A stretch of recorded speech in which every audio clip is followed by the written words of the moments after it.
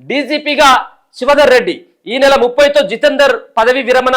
కొత్త డీజీపీ ఎంపికపై ఆసక్తికర చర్చ. రేసులో చాలా మంది ఐపీఎస్లు కానీ శివధర్ రెడ్డి వైపే మొగ్గు.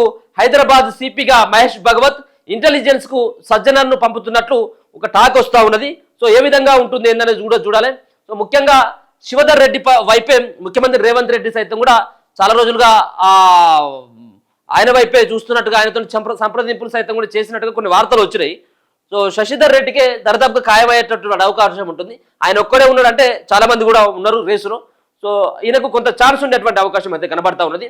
తెలంగాణ కొత్త డీజీపీగా శివధర్ రెడ్డిని నియమించనున్నట్లు విశ్వసనీయ సమాచారం. ఆయన స్థానంలో ప్రస్తుతం ఆర్టీసీ ఎండీగా ఉన్న సజ్జనర్ను నియమించనున్నట్లు తెలిసింది.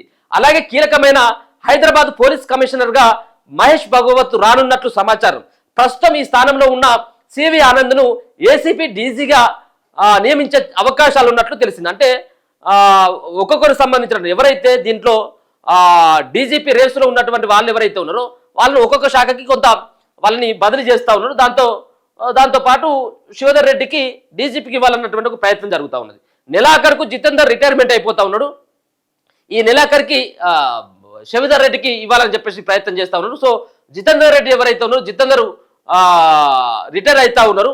ఈ నెలాఖరికి ప్రస్తుత డీజీపీ డాక్టర్ జితేందర్ రిటైర్ అవుతున్నారు. ఈ నేపథ్యంలో ఆ పోస్టును దక్కించుకోవడానికి ఐపీఎస్ అధికారులు కొందరు ప్రయత్నాలు ముమ్మరం చేశారు. ఎలాగైనా సరే పోలీస్ బాస్ గా తామే ఉండాలి అని చెప్పేసి వాళ్ళ గాడ్ ఫాదర్ల చుట్టూ కొంత ఎవరైతే ఉంటారో సో డీజీపీగా పోస్ట్ కావాలన్నా డిఐజీగా పోస్ట్ కావాలన్నా సో ఏ పోస్ట్ కావాలన్నా ఎస్ఐగా ఉన్నటువంటి వ్యక్తులు ఇంకో దగ్గర ట్రాన్స్ఫర్ కావాలన్నా ఇప్పుడు ప్రజాప్రతినిధుల చేతిలోనే ఉన్నది. సో డీజీపీ ఐఏఎస్లు ఐపీఎస్ల బదిలీలు కూడా ఇప్పుడు వీళ్ళ చేతుల్లో ఉన్నాయంటే మనం అర్థం చేసుకోవచ్చు. ఏ విధంగా పొలిటికల్ సంబంధించినటువంటి వాళ్ళకు సంబంధించినటువంటి ఇమేజ్ కానీ వాళ్ళకు ఉన్నటువంటి ఏదైతే